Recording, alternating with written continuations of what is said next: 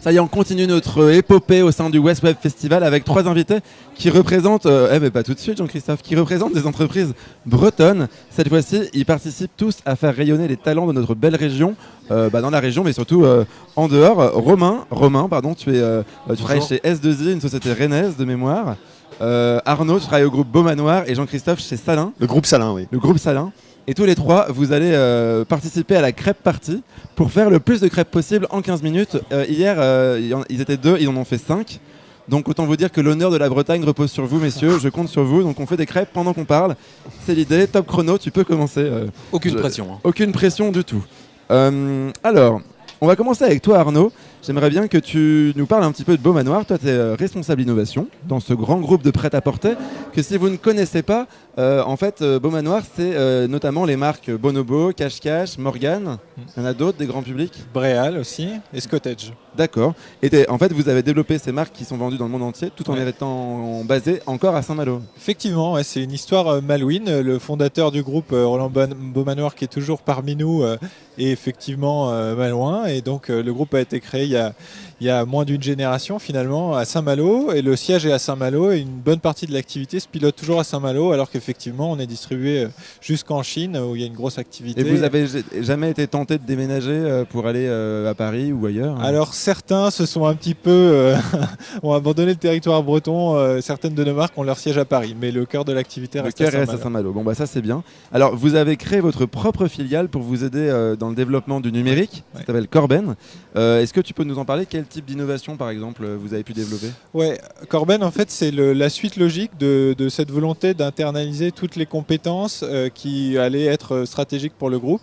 Donc ça a commencé avec effectivement avant Corben même avec la logistique, la création d'une activité, une succursale logistique qui preste aussi pour des clients externes. Ensuite, il y a effectivement Corben. Donc Corben, c'est de la compétence sur la data, le CRM, sur la création de contenu, avec par exemple nos propres studios photos.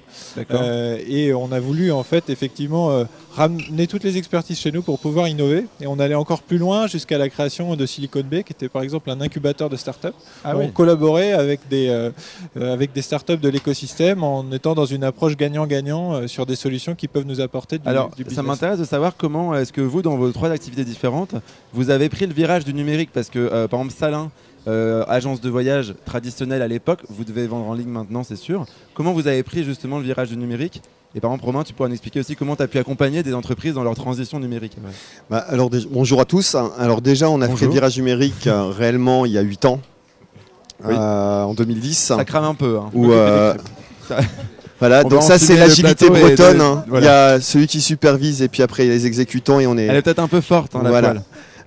Donc on a fait notre virage numérique il y a 8 ans où on a commencé à tout intégrer, puisqu'on vient ce qu'on appelle du mortar, du traditionnel, du magasin en ligne avec le papier, le crayon, etc. Et puis c'est devenu une nécessité, mais on a surtout pris le recul avant de faire quoi que ce soit sur le numérique, de mettre l'humain au centre du digital et non pas le digital au centre avec les humains autour qui se débrouillent avec. Pour moi c'est essentiel, et de toute façon avec mon président Michel Salin qui est quand même le cœur de l'entreprise, ça aurait été très difficile d'arriver avec un langage technologique, avec notre culture digitale génération, même si je suis pas dedans, je m'y considère X, Y, Z, ils n'auraient rien compris. Donc on a vraiment gardé l'essence du métier, et puis on a essayé de s'adapter tout au long de ces 8 années. Romain, tu nous donnes des exemples de transition numérique? Peut-être qu'elle est forte la poêle. Je l'ai baissé, c'est bon. Ah merci. Parce que là on est en fumée.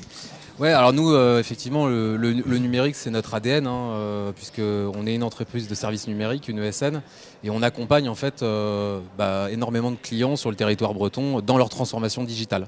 Voilà. Alors à les accompagner, qu'est-ce que ça veut dire? C'est-à-dire qu'on les accompagne en amont, donc sur des phases de sync, dans la conception de logiciels ou d'architecture. Les accompagner également dans le développement, ça c'est vraiment notre cœur de métier, développer des applications, et puis également dans leur phase de run, dans l'exploitation de leurs applications et notamment au niveau des infrastructures. Bon, vous êtes tous les 3 du coup des pros du numérique, normal, on est au West Web Festival d'un côté. On va repartir un peu sur Beaumanoir parce que vous avez développé avec une société Malouine Synergies une vitrine interactive. Je montre un exemple. Ouais, ça fonctionne comment une vitrine interactive? Effectivement, alors ça fait quelques années qu'on avait amorcé ce sujet. Le principe, en fait, c'est d'apporter à la cliente au plus près, dans son intimité, des informations supplémentaires sur son expérience. Donc, Au par plus exemple, près de son intimité. Alors là, va falloir que tu développes parce que c'est perturbant. alors c'est très perturbant. Non, mais par exemple, l'usage, c'est de se dire, quand on est dans la cabine, Oui. on peut avoir besoin de solliciter le vendeur pour une autre taille, pour avoir des infos Merci. complémentaires, pour d'autres types de produits. Et en fait, au lieu de se déplacer, d'avoir à solliciter un vendeur, quand on est en train de se déshabiller par exemple, eh ben, on peut notamment avec des technologies comme la RFID, etc., reconnaître les produits qui sont en train d'être essayés par la cliente et afficher sur une espèce de miroir augmenté des informations sur le produit, des possibilités de l'acheter, des possibilités de consulter les autres tailles, les stocks, tous ces usages. Alors du coup, la RFID, si vous ne savez pas, c'est ce qu'il y a dans les petites cartes de transport par exemple. Hein. C'est une petite puce qui Exactement. permet de transmettre des informations. Donc vous mettez ça sur l'étiquette du vêtement, Ouais, j'imagine. ouais, exactement. En fait, sur pas tous nos vêtements, mais quasiment. Maintenant, on a effectivement des étiquettes RFID, ce qui permet, sans contact, de reconnaître précisément quel est le vêtement. Donc ça a un premier intérêt, par exemple, dans la logistique, c'est-à-dire que sans déballer les cartons qui sortent de notre entrepôt, on peut savoir très précisément ce qu'il y a à l'intérieur des Ah oui, cartons. d'accord. Chaque matin, Gain de temps et tout ça. ouais, voilà. Chaque matin, nos magasins sont réapprovisionnés et donc reçoivent des colis. Et la RFID, encore une fois, permet de réduire grandement le temps à passer en fait à récupérer les pièces, également à faire les inventaires magasins. C'est une technologie sans contact qui a un certain nombre Pourquoi d'usages. est-ce qu'en Bretagne, il y a plein d'innovations comme ça dans le digital qui naissent? Pourquoi est-ce que c'est un territoire fertile? C'est une question ouverte à tous. Hein. Parce qu'on mange du poisson, parce que c'est un produit Et de ça la rend mer, la intelligent. Bretagne. On mange du poisson. Voilà pourquoi. Non, je C'est pense ça. qu'il y a une grosse culture jeune qui est en train de s'installer, des jeunes qui arrivent accompagnés par des anciens qui Oui, connaissent oui, le il y a pas que métier. des jeunes qui peuvent développer. Non, des mais il y a un innovations accompagnement. digitales. C'est que par rapport à d'autres régions que j'ai bien connues, d'autres sociétés, je trouve qu'il y a une alchimie qui se fait plus facilement entre les anciens qu'on a besoin, c'est des livres ouverts et ça apporte la sagesse, et les jeunes qui ont l'énergie et la vivacité pour amener quelque chose de nouveau et de déranger. Et je pense qu'on arrive à se mélanger tous, dans le bon sens du terme, entre jeunes, vieux, moyens, patrons. patron. Voilà, non, mais c'est important quoi, de réussir à avoir des osmoses que moi personnellement, dans d'autres grands groupes que je ne citerai pas, j'avais plus de mal à trouver. Voilà, c'est peut-être les fest-noz qui nous réunissent tous tout Le l'été, lien par le petit mais doigt. c'est le lien par le petit doigt. Voilà. Ouais, effectivement, et puis en plus, on a la Chacun chance son tour. dans l'écosystème breton d'avoir un certain nombre de compétences qui sont très vastes, avec des universités qui nous... Il y a beaucoup de formations Voilà, des dans le domaine. universités, des startups, des grands groupes sur différentes verticales. Donc c'est vrai que tout cet écosystème, avec une volonté qui est en général assez ouverte dans l'esprit breton, permet La de preuve collaborer sur dynamique, là, plein de thématiques. On va refaire le monde. Romain, t'es d'accord avec Ouais, ça? alors moi ce que je dirais, n'étant pas breton, je compare ça évidemment à la région parisienne, c'est d'abord une terre d'entrepreneurs, la Bretagne, mais une terre d'entrepreneurs Enfin, avec... pourtant, Paris l'est aussi. Paris l'est aussi, mais justement c'est la deuxième partie de ma réponse, c'est que c'est une terre d'entrepreneurs mais avec une ADN très forte. Une ADN de bienveillance, d'entraide, d'ouverture. Hein, on l'a dit, l'ouverture elle est extrêmement importante, c'est-à-dire que aller voir le patron d'un groupe en Bretagne, c'est facile, c'est accessible. Donc pour un entrepreneur, c'est une facilité, là où sur Paris, on est peut-être plus dans du cloisonnement, et la Bretagne offre ça. Alors justement, toi, tu as fait le choix il n'y a pas si longtemps de travailler pour S2I à Rennes. Comment elle est née cette envie de déménager de la région parisienne et de venir t'installer chez nous en Bretagne? Alors pas si longtemps, j'y suis déjà depuis 4 ans, et Oui. j'en suis très heureux. Effectivement, moi j'étais parisien, j'ai fait 30 ans de ma vie à Paris. Et puis il y avait une double envie, une envie personnelle d'avoir une vie peut-être plus saine, de profiter aussi de certaines choses, de la nature notamment, et puis une envie professionnelle de pouvoir entreprendre, de pouvoir me développer, et la Bretagne offre tout ça. Et en plus, est-ce que tu savais qu'en Bretagne, chaque année, on élit Miss France Tyrène? Et ça, c'est un argument choc pour venir en plus. Je te promets que je vais concourir. Tu peux être triton, c'est vrai. Alors, quel message on pourrait passer à des gens qui nous regardent, qui hésitent encore et qui disent ouais, la Bretagne, je sais pas, j'ai entendu plein de choses, je suis pas sûr d'avoir vraiment envie de venir. Faut nous envoyer ces personnes-là parce qu'on saura les convaincre. Non, la Bretagne, c'est une région déjà magnifique, avec énormément de ressources, évidemment naturelles. On a parlé du poisson, ça en fait partie. Moi personnellement, j'aime bien surfer aussi, donc c'est quelque chose. Tu vas surfer après le boulot? Je vais surfer, alors pas après le boulot parce que j'habite bah oui, Rennes, donc tu pourrais. je pourrais parce que la mer est à 55 minutes. Bah oui, voilà, avec un donc petit combi et tout, effectivement. Mais j'y vais régulièrement le week-end dans le Morbihan et ça c'est génial. Ah bah oui, en plus le Morbihan, c'est génial. Bon non, tout est génial en Bretagne. Et bah ça donne envie de déménager en Bretagne. Ah bah oui, mais on y est déjà. Bon bah ça vous donnera envie de venir peut-être. D'ailleurs, il y a de plus en plus d'entreprises qui offrent des facilités pour venir en Bretagne. Ah bon S2I en fait partie puisque on participe au programme Welcome to Braise où on offre aussi des facilités avec pas de période d'essai, avec la possibilité de trouver un emploi pour le conjoint. Ah oui. Voilà, on offre un certain nombre de choses, de la location aussi, de possibilité de se loger plus facilement. On a un certain nombre de partenaires donc pour. Et par exemple, Beaumanoir, vous avez Bretagne. le même genre de programme pour faire venir les gens? Alors chez Beaumanoir, effectivement, surtout qu'on a besoin de plein de compétences différentes et qui ne sont pas forcément faciles à attirer. Et donc on est en train d'essayer de se rapprocher de tout cet écosystème. On a le TGV qui va de plus en plus vite. Et donc il y a des Paris-Saint-Malo, 2h17. Ouais, il y a des initiatives. Oui. Il y a des initiatives très locales qu'on soutient, notamment dans le développement d'écoles autour du design, du numérique sur le territoire malouin. Récemment, on a soutenu par exemple une initiative comme ça, de façon à faire en sorte de créer aussi chez nous les viviers de talents qui seront demain stratégiques pour nous. Oui, et puis excusez-moi, mais moi je vais juste terminer pour un truc. Non, parce qu'après je vais parler avec on un a peu tous de les talent âges aussi, ici, on a un jeune, un moyen et un senior. Moi dans le web, 45 ans senior, je suis largement dedans. On peut y vivre surtout dans ce pays. Quand on commence dans cette région, dans cette, ouais, mais pour moi c'est une région, mais c'est un pays parce que j'ai été accueilli. Et quand on est jeune, on commence dans la vie, on commence avec des salaires qui sont pas élevés, on peut déjà y vivre. Quand on grandit dans une entreprise, on peut évoluer, on peut changer facilement, et puis on peut trouver ou la campagne, ou la ville, ou le bord de mer, ou le centre, et on trouve toujours un coin où on peut se poser et prendre le temps, surtout comme dans nos métiers, dans le digital où on brainstorm, on travaille beaucoup. Au moins, quand on arrive dans l'endroit qu'on a choisi en Bretagne, on est reposé et on ne s'est pas tapé 2h30 de RER. Et c'est clair. Et en plus, il y a plein de gens passionnés en Bretagne, la preuve. Alors, garde le micro parce que j'aimerais que tu nous parles un petit peu de Salin. Juste pour resituer, Salin, c'est un voyagiste finistérien qui a été créé en 1932. Vous avez commencé par vendre des circuits en autocar. Ah non, pas du. Alors, pas vendre des circuits en autocar. Je vais faire l'histoire en 2 petites secondes. Ah bah vas-y, j'allais te lancer.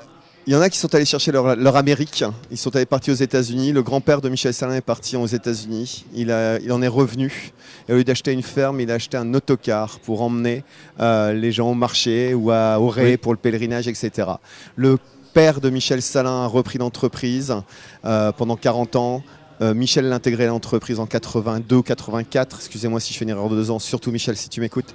Et puis Michel a repris l'entreprise, il a développé tout ça pour l'amener aujourd'hui au 5e tour opérateur familial en plus. Il n'y a pas d'actionnaire, c'est une entreprise bretonne. Plus de 200 millions de chiffre d'affaires consolidé. Oui, par an. 220 ou 230 millions d'euros de chiffre d'affaires consolidé.